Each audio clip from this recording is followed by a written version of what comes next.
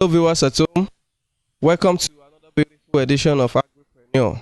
I remain your humble host, Simon Adeniji. So today we decided to bring to you a live footage and basic knowledge of how things are being done. As we all know that lately we've been discussing cattle and the way we rear them, the things we need to know, and how we can go about those things. So today now I'm here somewhere in the diaspora, somewhere in the universe. This is a functioning farm, a big beautiful farm, and a whole lot of things is going on here. So presently I'm in the dairy section of the farm where milk is being collected from cow to do a whole lot of things that we know that cow milk is used for. So I have with me here Mr. Abubakar Sule Muhammad. We will do a lot of interactive section, and we are going to take you through a lot of things that you don't know before, maybe things you need to learn new, and the ones that you might have been seeing or you might have come across in your farming life or activities. We'll try to share more light on it. We'll try as much as possible to make it an interactive section so that you can really enjoy the view.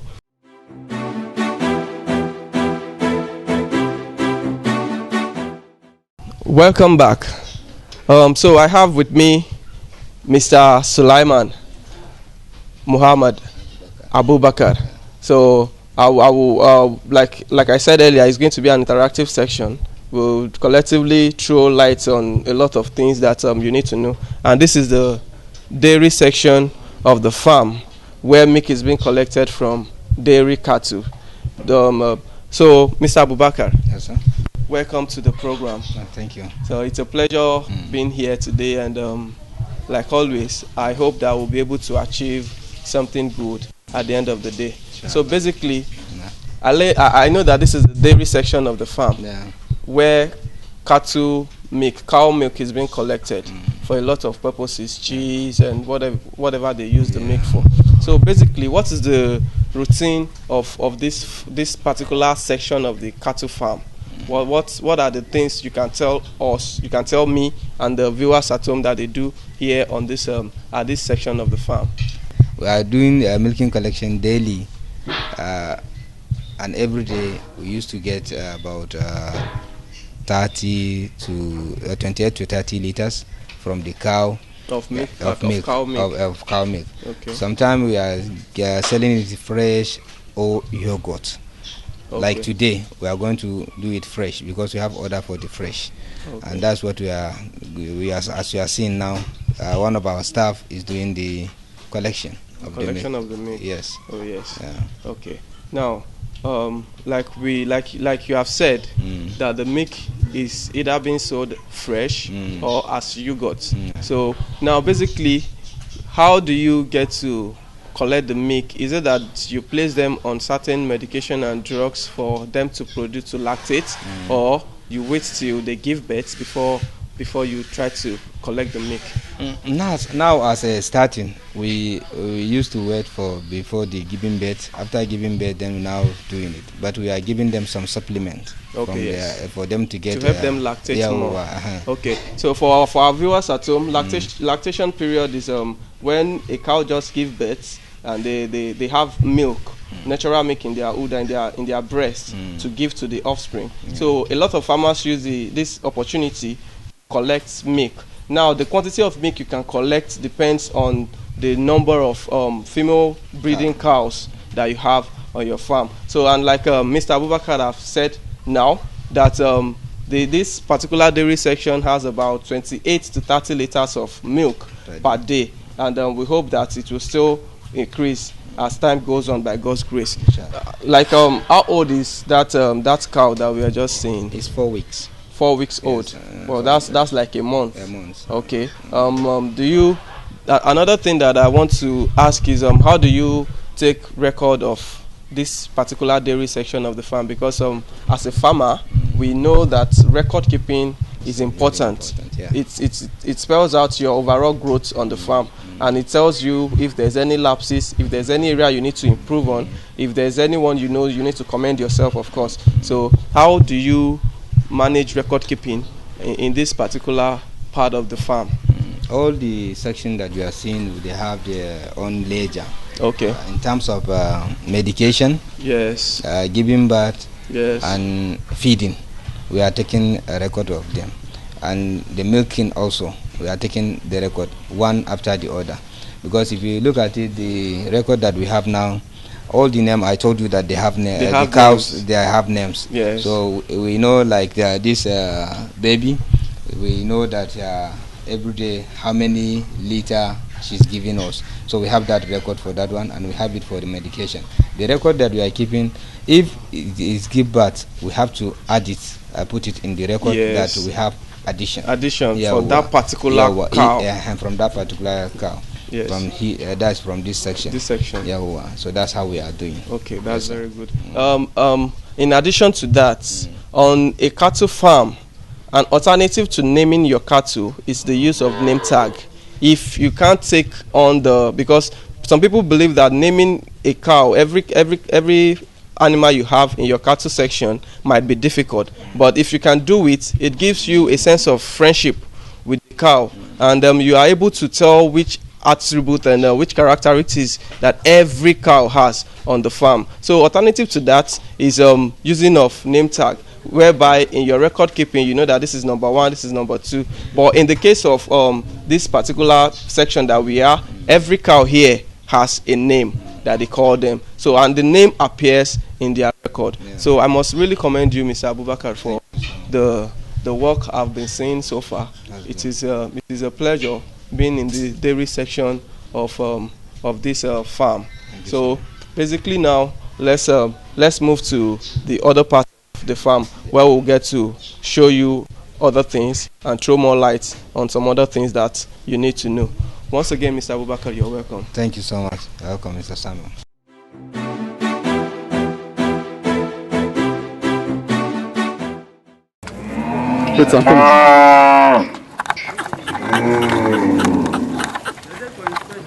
So basically what you're looking at now is the other part of the farm, and this is their feeding trough.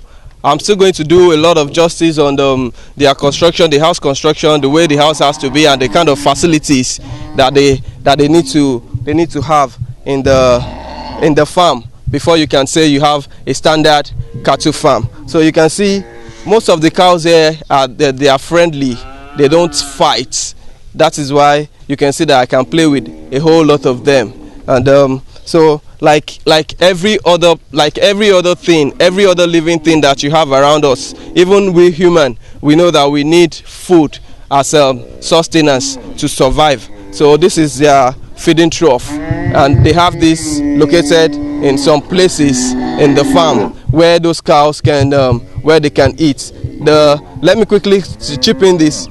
Part of the reason why you can hear them shouting and roaring like this is because they are timeliness. They have time whereby they go to the grazing aspect of the farm to go and graze, to go and feed on forage and other planted grass in that section. So once they know it is time for them to move, they try to call the attention of the necessary person to come and take them out to go and graze in their grazing ranch.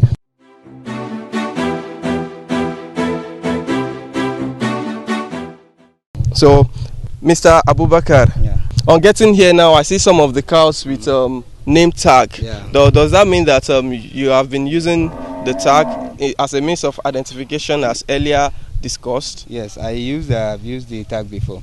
If you look at this place, you see one hole like this. Yes. So it's the air tag. That's the number. Before this one, that is the Gudalia number 1. So okay. It has number of 002. This is the 002. So all those cows that you are seeing, if you look at their ears, you'll be seeing a hole. So from that one, you understand that their air tag has removed. But I want to get the original one. Yes. Okay, that's the air tag, like that 175 that you see. So that is a sample of the original one. So we have target of that one to be putting their number instead of the name. Yes, sir. Okay, so that is a very good one, and as you can see and hear, that keeping record in your farm is vital. it is a key that you should not throw away, because without record keeping, it's just as good as bringing in money from anywhere and throwing it to the ocean, doing anything you like with your money that might not even be profitable at the end of the day. Because of course there will be no way to spell out if the profit is coming or not. You just keep spending and basically maybe on worthless things at times. So again, briefly, I would like us to have some kind of interactive section on certain things that we need to know in this environment. Like I always say, security is number one when you're talking of farm. And Mr. Abubakar, I see that you have everywhere fenced and the place is kind of carved. Why do you restrict their movements?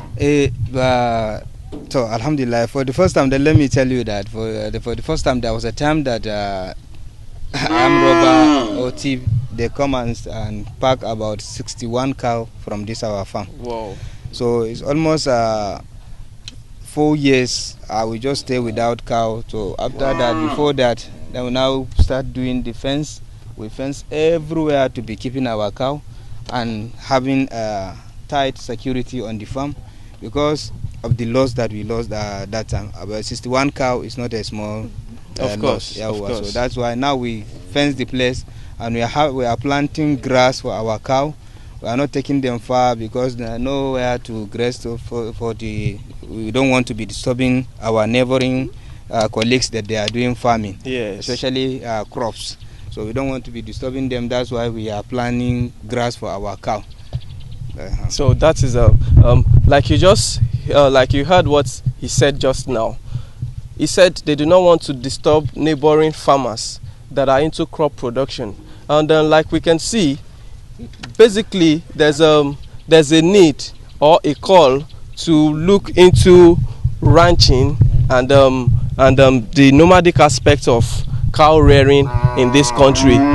Cow without a second thought is a very lucrative business if you know how to go about it, because it has a whole lot of advantage and there's a whole lot you can do with cow meat and milk and a whole lot of things you can do even with their byproducts. So now the question now is, in the case of having peace, they create a ranch, a kind of grazing ground for their cow where they can graze and eat what has been planted in terms of forage and other legumes that cow feed on. So what is your futuristic goal of this farm? Like in the next 2-3 years, what do you want this farm to look like? So in the next our future plan in the next 2-3 years, number one, for that dairy section, we want to, all this one, most of the cow that you are seeing are females. So I want to go into milking, into dairy farming and fattening, because like now, so all these male that we are seeing, some of them are going during this Salah period. So my plan is to be seen, knowing that which one has more milk to be milking. That is my next plan, and having a baby by the year 2024, inshallah.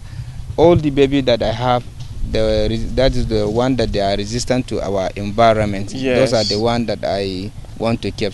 And my plan is when I'm getting somewhere around 80 to 90 pieces of the calf that calves, we have. So those one I will continue rearing them, inshallah. So that's my plan. And the target, Kuma, is to be having more and more profit than this. Yes, sir. Okay. This is. So you see that. Okay. What's the name of that red cow? Manager. Yes. And this one is supervisor. Wow. What's the name? This one is Ladia. Yeah. So you can see the cow that is fighting there. That's one in thick red coat is the manager. Maybe the manager of this section, and the other one, the name is the Ladia. So I don't know the cause of the fight, but basically when you see something like this, a quick lesson is that every animal, their territoriality, they try to fight for their territory, number one, or in terms of they try to have a kind of clinch when it comes to who seniors who in age or in might. But once this kind of thing happen and you see one of the cow defeat the other, then they come to a truce again. They become friendly and they take on life right from there. So that is another very beautiful clip you're seeing of one of the characteristics you might be expecting in your cattle farm. But in the case of this, you have to you need someone, an experienced person, to be on ground, standby in case if the fight becomes brutal that can injure your cow or cattle. The person can interfere on time and separate them.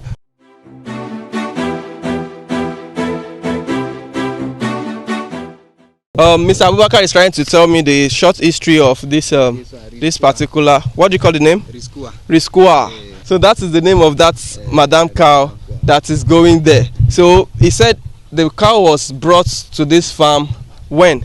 8th December 2018. 8th December 2018 as a calf or as a cow? As a calf.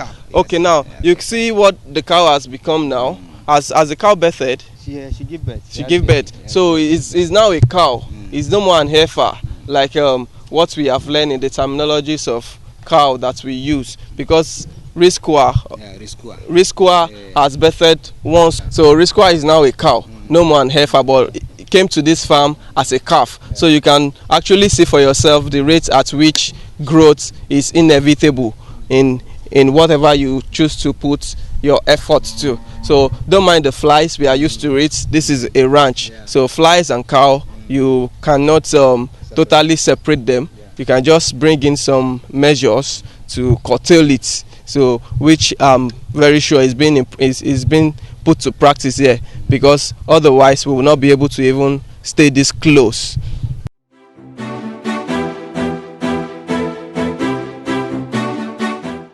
So again, Mr. Abubakar, yes, sir. Now we know that in this kind of setting, a cattle farm in this kind of setting basically should have varieties of what they take, what they ingest in terms of feed. So Mr. Abubakar, how do you go about their feeding generally? Is there specific things that you feed them with, or how do you spell out what they eat? Because I believe that whatever a farmer gives to a ranch animal is what they take.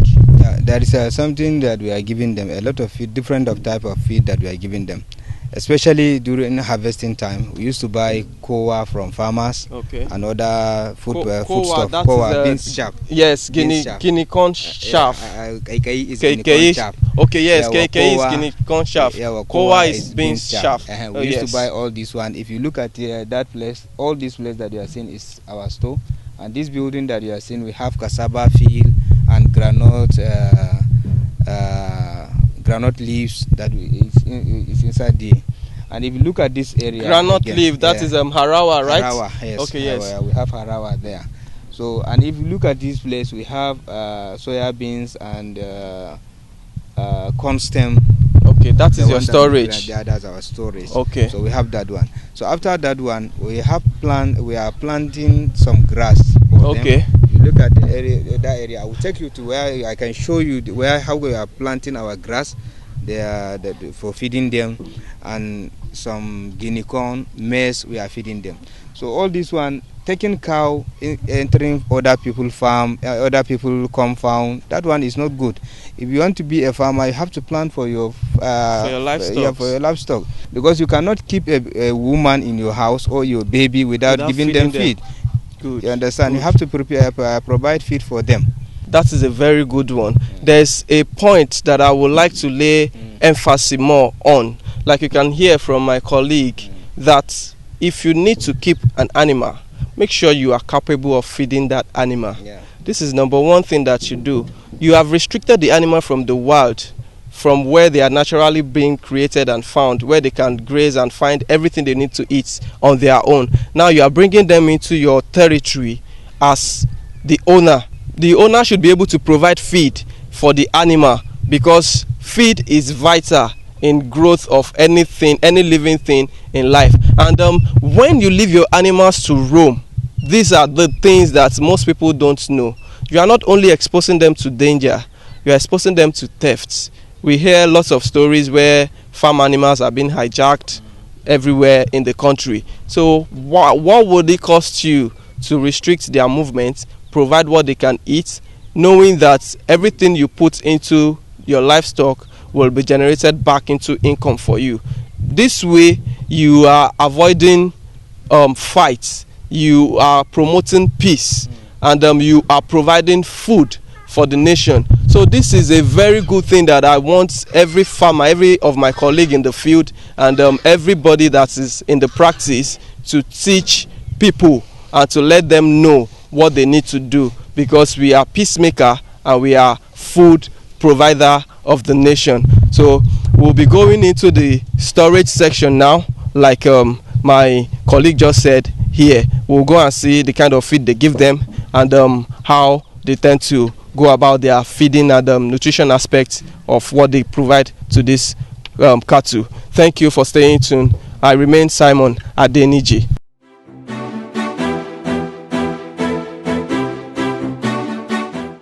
So this red feed you're seeing is KK. This is KK. This is guinea corn chaff. This is derived from guinea corn. So like you see, the lifestyle of a farmer revolves around everything that you use. We try to turn everything around. To crop farmers, this is like a byproduct of guinea corn, and we still convert it to feed in the livestock, which is cattle rearing. So so Mr. Abubakar, I would like you to do the introduction of some basic feed that we have here. The one that farmers used to throw away it after removing their corn. Yes. You see, this one is the thing that guinea corn used to produce here. After they harvest, they remove the guinea corn, and this kaikai that my colleague Mr. Simon introduced. So this one, I used to go there again, buy it from the farmer, come and grind it for our cow, then to be giving them, instead of going there and packing it like that. So that is a constant. So after the constant, we have cassava field. The cassava field. See the cassava field, that all this one that you are seeing is cassava field, and we are also mixing and giving them. So after this one, we have soybeans chaff again. Yes. That is the koa. Yeah, the koa. Okay. Yes. Now you see, one good thing about this in feeding your livestock, it is high in carbohydrates, and we all know that the end point of carbohydrates is what? Is glucose. So once you place your livestock on this particular cassava peel that you're seeing, it gives you a very good result. It doesn't come by easy though, because I know what it takes to get this in terms of cost and everything. So you can see how much effort a farmer is putting in bringing good and quality food to your table. So stay tuned, because we'll still be showing you a lot of things in this aspect of farm, and probably we will have the opportunity to touch the end product of part of what they do in the dairy section.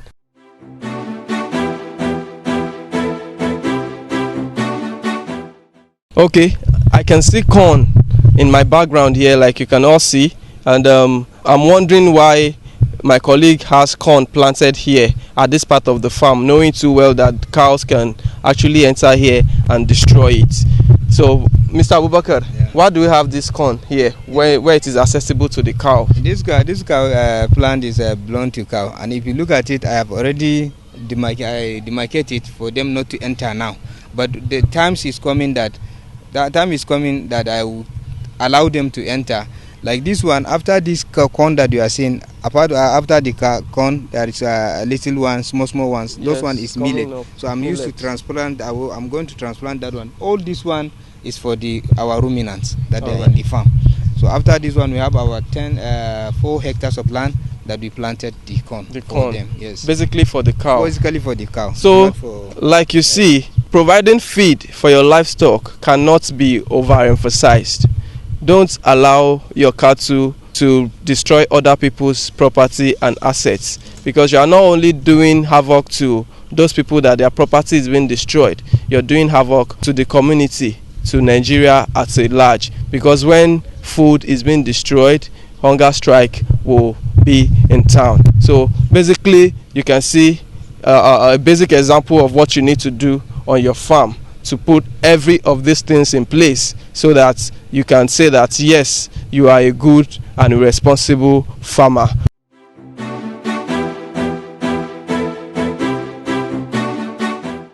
So basically that is how far I can go on today's edition of AGRI-PRENEUR. Thank you so much. So don't forget to stay tuned, same time, same station next week. I remain Simon Adeniji. Bye.